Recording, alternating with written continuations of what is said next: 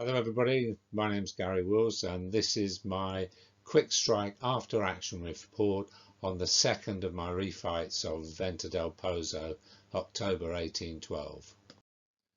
In October 1812, Wellington had failed to take the city of Burgos to the north of Madrid and was forced to retreat back towards Salamanca, pursued by the army of Portugal. At dawn, it's about 6:30 on the 23rd of October, the French advance guard of the Army of Portugal attacked Wellington's outposts near the bridge over the River Alonzon at Buñuel. During the 23rd of October, Wellington's rearguard fought 4 different cavalry actions against different elements of the Army of Portugal's advance guard. We're going to focus on Venta del Pozo, where one of the French advance guard brigades, that of Batailles of the Army of the North, attacked the British rearguard across a creek near a small inn. To determine the setup of the game, we use the dice roll as before, and in this case the British scored 3 to French 1. Which doubled the French score, obviously, which meant that the British had the initiative and would go first, and that they were separated from the French deployment zone by 3 moves. It also determined that the game length would be a maximum of 11 turns. So on to the deployment. On the left of the battlefield was the British reserves, comprising of Bock's KGL Dragoon Brigade, together with Bull's Royal Horse Artillery Brigade, made up of 2 models for black powder. Near Venta del Pozo itself is lined up Anson's Light Dragoon Brigade. And this was Bataille's Brigade of the Army of the North. This chart summarises the rules for the game and the victory conditions, key amongst which is the breaking of the brigades, which required 5 squadrons on each side to be broken. Now the game proper. At the end of British turn 1, Anson has made a small move to get his troops ready to cross the bridge over the creek, forming columns of march for 5 of his 6 squadrons. During the French turn, Colonel Favreau, the sub-commander commanding the 15th Chasseurs à Cheval, managed only 1 move, and so they advanced towards the British. Unfortunately, the rest of Bataille's brigade, despite McCoon's re-roll, failed their command test and were unable to move. End of British turn 2, Anson's largely got his brigade across the creek, one of the squadrons showing some effects of French artillery fire. And here we are at the end of French turn 2, and firstly you can see the Bataille's 6 squadrons of gendarmes and Berg Lancers have at least moved this turn, but only managed to get 1 move. The French artillery, however, managed to redeploy, getting closer to the creek.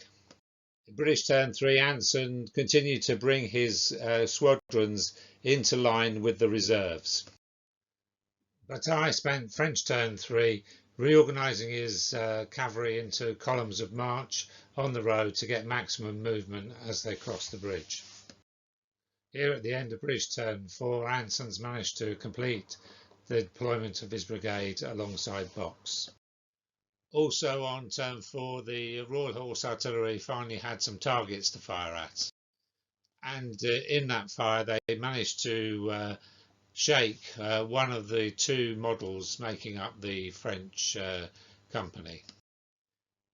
Now in French turn 4, the French artillery set about its task and caused further casualties on the 1st Squadron of the 11th Light Dragoons. In the subsequent break test, the squadron was forced to retire and became disordered. Meanwhile, Bataille thought he would just wait to see what damage the artillery could inflict. In turn 5, for the British, Anson drew back 3 of his squadrons so that his cavalry was out of medium range of the French guns. During French turn 5, Bataille got his squadrons lined up in column of march, ready to cross the bridge at maximum speed whenever he chose to do so. We're now at the end of British turn 6, and during this turn Anson has managed to rally a casualty off the 1st Squadron of the 11th Light Dragoons, bringing them out of the shaken state. The Royal Horse Artillery opened up on the leading French squadron of Berg Lancers and disordered them. During French turn 6, Bataille gets his squadrons across the river and deployed into line. And finally, the Berg Lancers recovered from their disorder, having failed using their elite role earlier on in the move. So British turn 7 saw the first charges of the game, with the Berg Lancers meeting the 2nd KGL Dragoons and the leading squadron of the Gendarmes d'Espagne meeting the 12th Light Dragoons. In the first combat, the Berg Lancers broke the KGL Dragoons. The Berg Lancers were then able to make a sweeping advance onto the Royal Horse Artillery, who were obviously not able to make any closing fire. The result of the close combat was inevitable. Both of the models of the Royal Horse Artillery troop were broken. The Berg Lancers then rallied back on their reserves. Meanwhile, the leading squadron of the Gendarmes d'Espagne broke the leading squadron of the 12th Light Dragoons. The Gendarmes were then able also to make a sweeping advance into the 2nd Squadron of the 12th Light Dragoons, forcing them to retreat in the break test and then rallying back on their supports themselves. On French turn 7 now, and the first move was for Favreau to bring his chasseurs à cheval onto the flank of the entire British position. There were then 3 French charges into the front of the British position. The Berg Lancers supporting squadron and 2 of the Gendarme squadron charged home and were countercharged. And here you can see a close-up of the action as it began.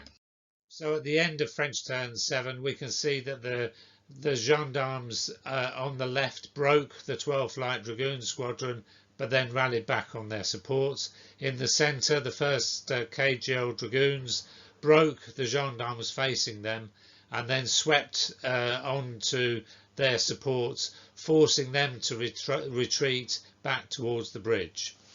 Finally, the Berg Lancers beat the 2nd KGL Dragoons they were facing and forced them back and pursued them, so the combat continued in the next move.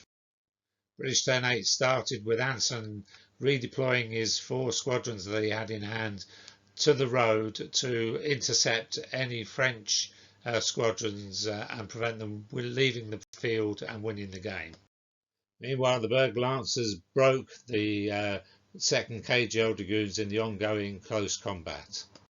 The Berg Lancers rallied back, being shaken themselves past the retiring remnants of the broken Dragoon Brigade.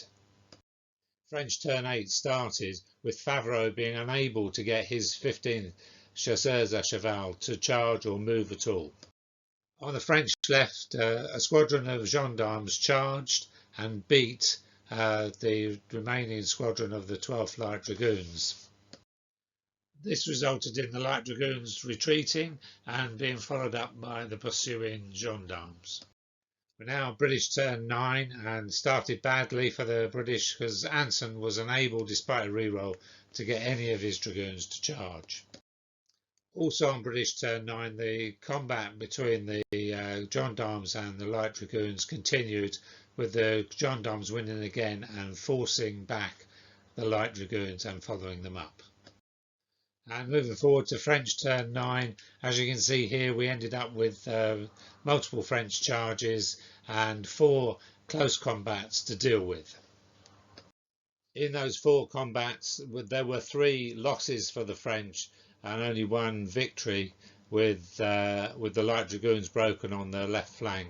2 of the French squadrons were broken and 1 forced to retire. So that was the end of the game because both British brigades were broken. Overall, the French won by a narrow margin of 5 broken or shaken units to 4.